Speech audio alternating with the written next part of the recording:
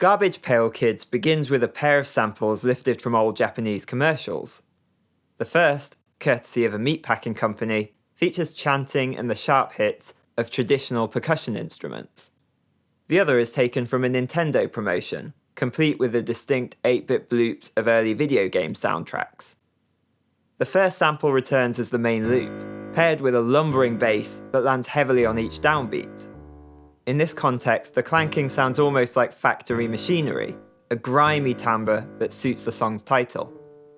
The original Garbage Pail Kids trading cards were surreal and grotesque, the result of cartoonist Art Spiegelman imagining the popular Cabbage Patch dolls meeting a grisly end. Here, the word pail is switched for its pastier homophone, the type of provocative pun that litters every JPEGMAFIA tracklist. As the sample and inspiration warp innocent source material into something darker, Danny Brown's depraved lyrics fit right in. One of the tamer non-secateurs sees him getting backchat from his iPhone before hitting the gym without paying the entrance fee. Just over a minute in, the arrangement becomes dominated by grinding electric guitars. The preceding section saw a sparse, stuttering vocal sample slyly panned from side to side. When the guitars enter, they fill the entire stereo field, seeping into the gaps of the mix that were previously left exposed. That intentional sense of contrast extends to the pitches used. The hefty bass line from earlier centered on A flat, while here we change key.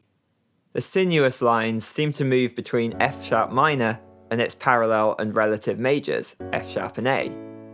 Peggy's verse is higher energy, calling out the punks and rats that talk a big talk, but never follow through with their threats.